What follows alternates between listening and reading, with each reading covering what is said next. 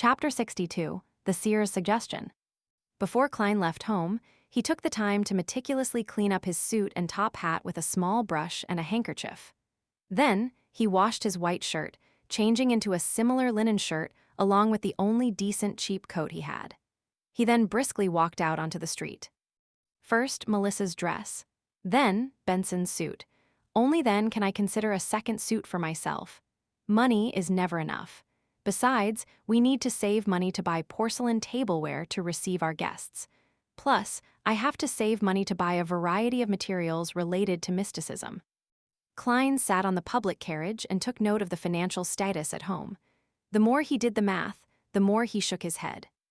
He reckoned he needed at least a year to let himself, his brother, and his sister live as a middle-class family. Of course, that was without taking promotions and pay rises into consideration. The public carriage drove past the streets and stopped opposite to the Divination Club on House Street. Klein pressed down on his black top hat and hopped off the carriage. He walked along the familiar street and entered the club located on the second floor. He then saw the beautiful brunette, Angelica. There was a hint of swelled redness to her eyes, but she looked extremely relaxed. Klein raised his hand to tap his glabella lightly and carefully examined her.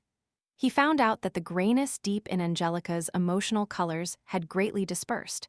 It had been replaced with sunlight-like whiteness. After taking it in, Klein walked over, took off his hat, and smiled. "Madam Angelica, it's a lovely day today, isn't it?" Angelica lifted her head and was briefly shocked. She then beamed and said, "You are just like Mr. Vincent's cat. You don't make any sounds while walking, do you? You managed to tell? Hee, I forgot that you are a fortune teller skilled in face reading."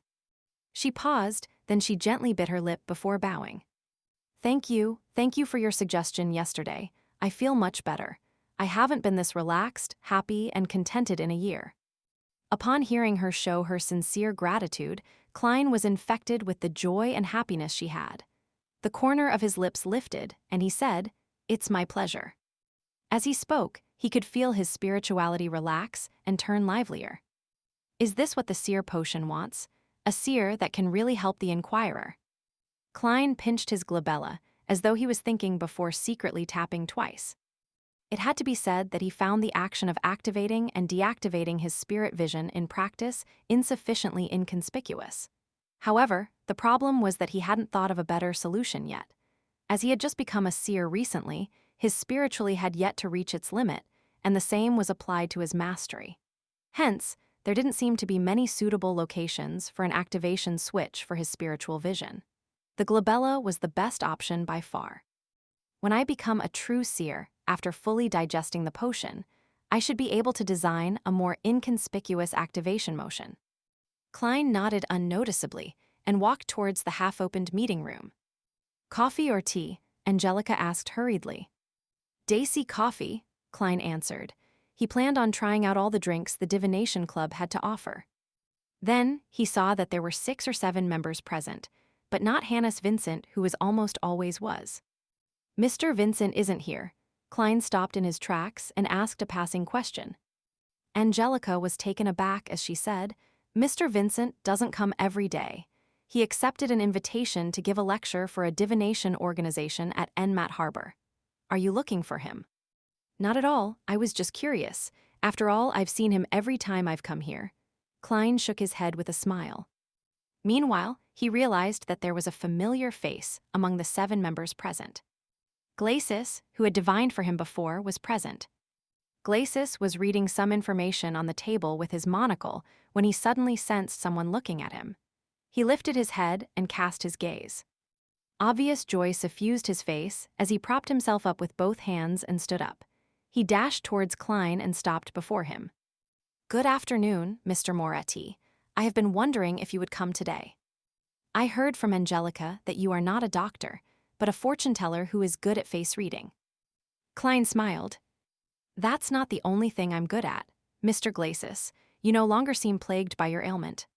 He pinched his forehead and tapped his glabella twice. He noticed that Glacis's health colors had returned to normal. "Yes, I was very regretful for not taking your suggestion back then. Luckily, there is a very amazing apothecary near my place.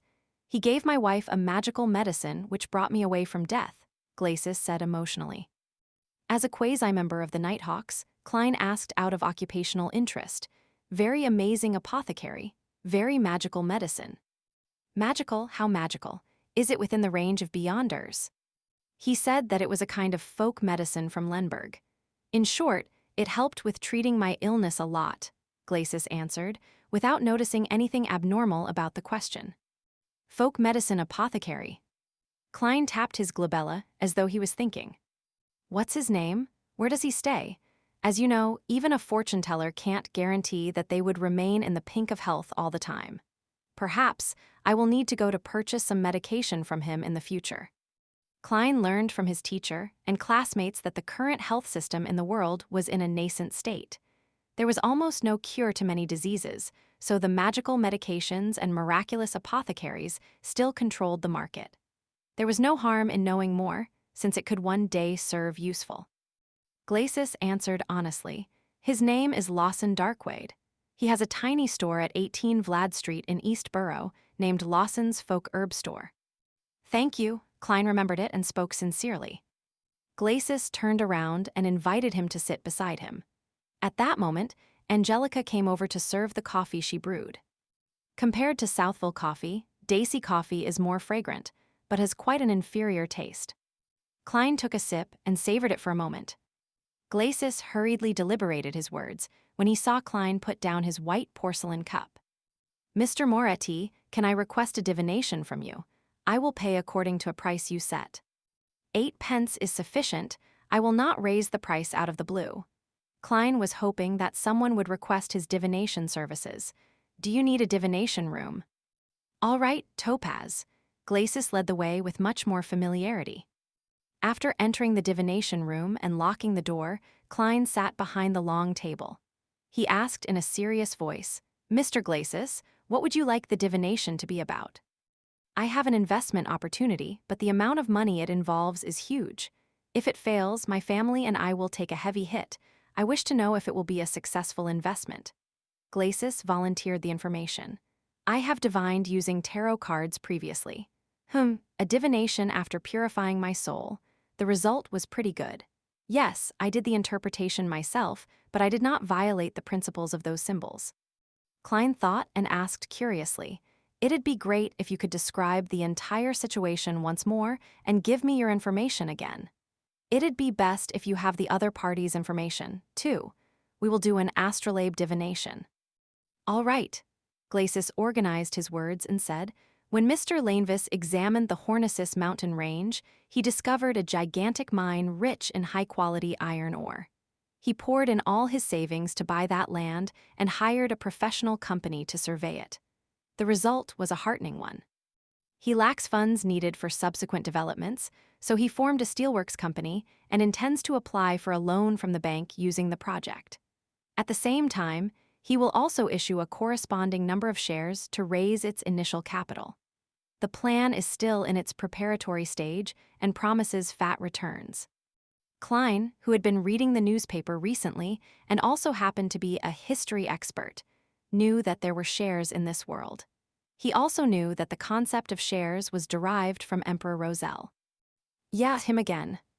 During the colonization of the southern continent, he had set up the West Balam Company and solved the nation's fiduciary matters successfully by raising funds from the public through the issue of shares.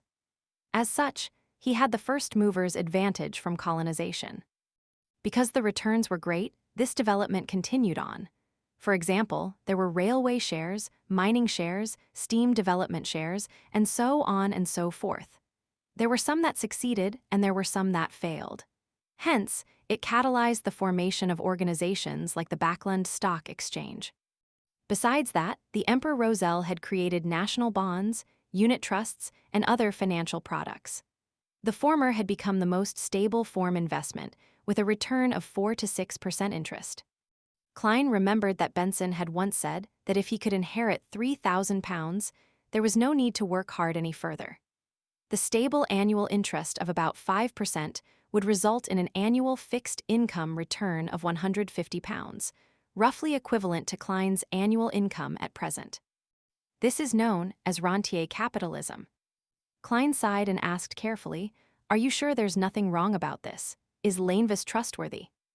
"I've seen his property papers and the inspection report. There is the Civilouse County government stamp and an endorsement of a professional company. Plus, inside Mr. Lainvis's office is a group photo of him with Sir Deweyville and the mayor." Glacis nodded in reply. "Group photo, that doesn't mean anything." Klein, who was born in an era of information explosion, had seen too many similar incidents.